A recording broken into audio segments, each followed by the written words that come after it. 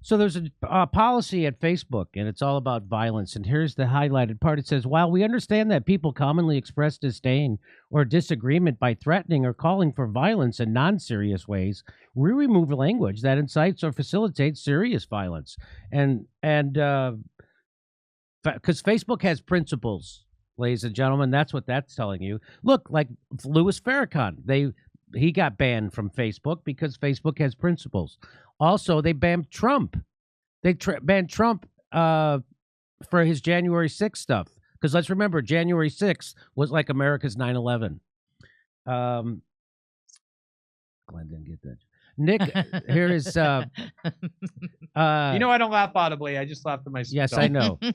Facebook sets a red line on inciting violence in the wake of Trump ban. A red line. That's the color that's the most serious of line colors. The red one. And and then the subheading is former British deputy prime minister says company has other options to deal with Wow. What's it going to take for Facebook before they start infringing on our rights? But here, Facebook's head of global affairs, Nick Clegg, spelled out the company's policy for banning public figures on Sunday following his company's decision to bar former President Donald Trump for at least 2 effing years. Speaking with George Stephanopoulos on ABC's This Week, the former British Deputy Prime Minister explained that merely spreading false information was not enough to warrant a ban from the platform, and added that the speech must instead rise to a level of incitement to violence for moderators to justify the removal. I don't think anybody wants a private company like Facebook to be vetting everything that people say on social media for its precise accuracy, Mr. Clegg maintained. So the bright red line there is encouraging violence, not spreading lies, Mr. Stephanopoulos asked. Yeah, Mr. Clegg responded. So now you got it. And now you ready? Now here's the reveal. Exclusive. Facebook allows Ukraine war posts urging violence against invading Russians and Putin. Yes. Unless it's war. Oh, wait, did we say violence? We meant non-war violence. That's the bad kind, not the good kind of violence, the war kind. You can be for that. You can be for that. Here it is. Meta platforms, I call it Facebook, will allow Facebook and Instagram users in some countries to call for violence against Russians and Russian soldiers in the context of the Ukraine invasion. According to internal emails by Rubens, that's a temporary change in its hate speech policy. The social media company is also temporarily allowing some posts that call for death to the Russian President Vladimir Putin or Belarusian President Alexander Lukashenko in countries including Russia, Ukraine, and Poland, according to... Can you believe this is as a result of the Russian invasion of Ukraine? We have temporarily made allowances for forms of political expression that would normally violate our rules, like violent speech, such as death to Russian invaders. We still won't allow credible calls for violence against Russian civilians. No, the calls for the leaders' deaths will be allowed unless they contain other targets or have 2 indicators of credibility, such as a location or method. One email said, in a recent change of the company's rules, blah.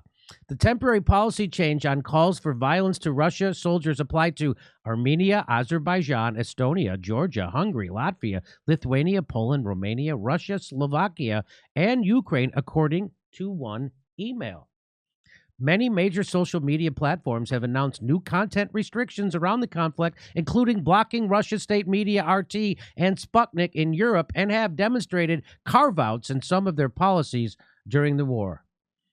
So we're going to make exceptions for calling for violence against Putin. Obviously, we need to do that, but only in a limited way. It's not like we're allowing praise for Nazis or something. Emails also showed that Meta would allow praise of the right-wing Azov battalion. Oh, damn it. I thought they weren't going to praise Nazis, but here they are. They're now allowing the praise of right-wing Azov battalion, which is normally prohibited because they're Nazis, in a change first reported by The Intercept, that shit organization. Meta spokesman Joe Osborne previously said the company was, for the time being, making a narrow exception for praise of the Azov Nazi regiment strictly in the context of defending Ukraine. So you can praise Nazis if they're doing something we like at the moment. That is, wow. Wes, we actually do allow praise for Nazis, the Azov Battalion. By the way, we fully acknowledge they're Nazis because we normally prohibit praise for the Nazi battalion, but we'll allow it just this once if it helps us start World War III. So, and want to know who they still don't let them have free? Sky TV cocktail expert got banned from Facebook for inciting violence after a joke about peas. So that kind of violence is not okay. But actually asking for violence is okay. So, Glenn, I know you've got a lot to say about Facebook okaying praise of Nazis and calling for the death of other people explicitly. What do you have to say about it as someone who's been on the forefront of free speech? And it's incredibly dystopian to just watch. Remember, these are not just like any other private companies. These aren't, like the corner store or like a mom and pop's diner. And you say, oh, well, these are private companies. They can serve or not serve whoever they want. These are the most powerful corporations ever to exist. These are, according to the Democratic Party and a lot of Republicans now, classic monopolies. And monopolies, the nature of them is that they're so powerful that they can't just do whatever they want. They are subject to public and government constraints. But even if you don't think that, it's incredibly dystopian to watch Mark Zuckerberg and Google executives explicitly decree the power to decide when it's permissible and when it isn't, to advocate violence and against which specific people or peoples you're now allowed to advocate violence over the internet. I mean, it's bizarre. Now, the reality is they've always had this policy. They've often justified banning people on the grounds that they were inciting violence. And at the time, I would always say, how can they possibly claim with a straight face that they don't allow incitement of violence when you could go on the internet, any platform, Facebook, Twitter, Instagram, anywhere, and say, I think the United States should bomb and invade Iran because their nuclear weapons are a threat, or I think Israel should bomb Iran. Obviously, you'd be completely fine if you were to say that. But if you were a Palestinian and you were to say, Israel has been occupying our land for 50 years, 60 years, I think it's justifiable to shoot Israeli soldiers on our territory, even to shoot Israelis as legitimate self-defense against this. You would not only be banned from Facebook and Twitter, you'd be put on every single list imaginable in the world.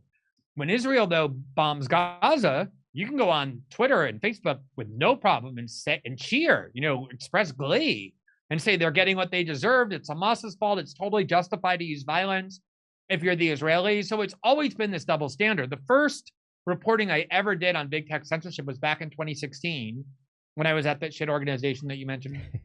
And I wrote about how Facebook was receiving lists from the Israeli government of Palestinian journalists and Palestinian activists who maintain pages on Facebook, and they would demand that Facebook delete or ban those pages on the grounds that these Palestinians were using Facebook to incite violence against Israel, by which Israel means they were criticizing the Israeli government. And in something like 98% or 99% of the cases, Facebook obeying the Israeli quote request because it's a more powerful actor in that conflict. So for years, there's been a double standard about who can advocate violence and who can't, against whom you can advocate violence and against whom you can't. But they never admitted that. Like they always said, no, you can't use our platform to advocate violence. To watch them come out and say, we are now making an exception where you are now permitted to advocate violence against Russian troops and even Russian civilians, Russian leaders, but not against anybody else. So if I want to go and write an article saying these neo-Nazi battalions in Eastern Ukraine are so menacing, especially given the instability in Ukraine, that it's urgent that people go to Ukraine and shoot them and fight them and kill them, presumably I'll be banned because that's not one of the permitted categories for advocating violence. You can't go and advocate violence against those Nazis. You can, in the United States, you're allowed to say, go punch Nazis, meaning like Trump supporters, but like the real deal, like the actual Nazis in Ukraine, you're not allowed to advocate violence against them. But as you showed, you can praise them. There's now an exception to praising Nazis, meaning as long as they're Ukrainians. The reason why this is so disturbing is because who in their fucking right minds trust these tech companies to make decisions like this? Like these social media platforms have been used to incite genocide and incite mass murder. And now they're explicitly saying, we're going to allow you against some people to advocate violence, but not against the other side of the conflict. And of course, it's always going to be aligned, these decisions, with the policies of the US or Western security states, because these companies are so in bed with the CIA and the Pentagon. They have gigantic contracts, as you've covered before. But regardless of what their North Star is, to watch them be so cavalier about how they're asserting this power is incredibly disturbing. And I should also add that we're seeing the implementation of a censorship regime in the name of this war unlike any we've ever seen. YouTube and meaning Google and Facebook just zapped RT and Sputnik off the air in Europe. So if you're in Europe and you want to hear what Russia is saying, so you get both sides of the war, not just hear what the BBC and the United States are saying, you're blocked. You're no longer allowed to do that. Now they've extended it worldwide. And today YouTube said not only are Sputnik everywhere, but anybody who justifies the Russian invasion is also going to have their content deleted. So you can justify anything the Azov Battalion does. You can cheer for them. You can justify them. But if you say, I think the Russians got provoked, I think they had a legitimate threat that they perceived with NATO expansion, with Victoria Nuland's biological research facilities on the other side of the border, that is banned worldwide. So it's a completely closed propaganda system. It's complete information control where one side of the conflict is free to say anything they want and the other side is completely prohibited. Who thinks that's healthy? Why would you want to evaluate the world through the lens of that kind of censorship framework? Who thinks that's healthy? I'm going to say 80% of the people who call themselves progressives and who have a YouTube show. And also whose job title is journalists for major media corporations. Right? Do you think the Young Turks are going to be yelling about this? They have 5.1 million subscribers, and all their satellite shows, they're all for censorship. They're 100%. Hey, Jimmy, can I share a classic Cenk tweet with you? Just because his stupidity is so monumental, and it actually seems to get worse. Like whatever's eating at his already small level of brain cells is clearly accelerating. He wrote today, the deranged conspiracy theories Tucker Carlson is pushing on behalf of Vladimir Putin seem curious, since most Republicans have turned on the Russian invasion. So there's a mystery here, but don't worry, Cenk has solved it. There is one explanation. Only Cenk sees it. He's sharing it now with the world, his wisdom. Tucker is signaling to Putin that he is happy to accept Russian assistance when he runs for president. Oh my God. According to Cenk, Tucker is running for president, and everything he's doing now is about trying to signal to Putin. He's not calling him secretly or anything. He's just going on his show and spreading Russian disinformation so that he can get Putin's support when he runs. This is how insane people are, how unhinged and deranged they are. These are the people who cheer Google and Facebook for banning disinformation and conspiracy theories when they're the most of it. Nobody spread more conspiracy theories in the last 5 years than the Young Turks, that's for sure. Nobody. And then, of course, you got places like The Intercept who are openly censoring actual news stories to favor a political party and calling it the grown-up thing to do. So it's ubiquitous. It's widespread, and that's what led us here. Now we live in, this is a 1984 dystopian future, but it's a present. And the thing about when I would read those books and think about this future that was people predicting, I never thought that most of the people would so willingly go along with it in the United States. I thought there would be this enormous pushback. And of course, it's crazy because most of this is coming from what we consider to be, quote unquote, the left. But there is no left in America. There's just really one party. And if you are actually left, they're going to call you a white supremacist and a racist. That's what they do if you're actual lefty and you stand up for people and against the government. That's happened to me. It's happened to you. It's happened to everybody who says something that goes against the official narrative. If you voted for Joe Biden, you didn't vote for a lefty. You didn't vote for you voted for an extreme right winger. I mean, if Joe Biden was a politician in Europe, he would be considered an extreme right winger, and people don't realize that. Anybody in Europe, anybody calling for no universal health care, no Medicare for all, is an amazing extreme right winger. And Joe Biden has blood on his hands for all those years he spent advocating for war from a position of power. let's not forget that he was the vice president under Obama when they dropped more bombs than Dick Cheney and George Bush. That's what Joe Biden and Barack Obama did. They dropped more bombs than Dick Cheney and George Bush. Just remember that. And so here we are. We're living in this, and I can't even believe it, Glenn. But I'm just glad there's people like you around because you keep me sane. And it's actually scary. I'm afraid I'm going to lose my channel over Ukraine. I thought it was going to happen over COVID, but Ukraine, it looks like they're coming for us now. They said today. Yeah, I mean, theoretically, what we just did seems to be a violation of YouTube's new censorship policy globally. If you go and read what they actually said, I mean, it certainly could arguably be. So, at the very least, if you don't get censored, you're always, legitimately, justifiably, or not, and then worrying about whether or not that's the final thing that you cross the line and are going to lose your livelihood. The one thing I'll say as we bid adieu is that, the only thing that kind of keeps me optimistic is that there is this emergence of a ecosystem that is devoted not to big tech censorship, but to battling it, to liberating us from it, to free speech. And I thought one really interesting thing, I know you have your show at Rumble, where I do as well, and they are definitely intending to compete with YouTube and are growing rapidly because of their belief in free speech. Oliver Stone, the 3-time Oscar-winning director, produced a documentary in 2015 about the revolution/coup in 2014 in Ukraine, and about the history of Ukraine and why there's so many neo-Nazis and what their role has been and what the U.S. role has been. And it was on the channel for years of the production company that produced it.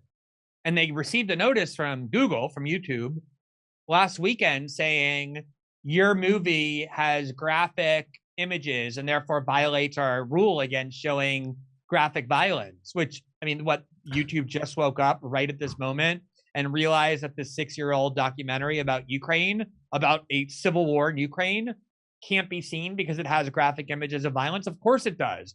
There's plenty of other documentaries about Ukraine and the 2014 revolution from the other side that show the same graphic images. And of course, that's totally fine.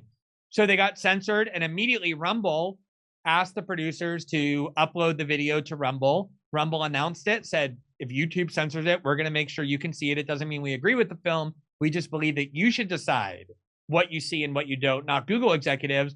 And it's been seen now in, I think, 48 hours, almost 500,000 times by 500,000 people. So that's the kind of thing that encourages me. And it's why I am lending all of my efforts only to those platforms that believe in independent journalism, that believe in free speech, that aren't going to deplatform you or kick you off or delete your content if you cross some ideological line. Okay, Glenn Greenwald, thank you very much for coming on. Everybody check out his Substack. I do all the time. And that's that. Thanks for showing up. I appreciate it. Hey, we got more dates for our 2022 stand-up tour. We're going everywhere. We're going to Dallas, Houston, Florida. We're going to Omaha, Des Moines, Pittsburgh, Columbus, Ohio, and Los Angeles. Go to jimmydorecomedy.com for a link for all the tickets for all our shows.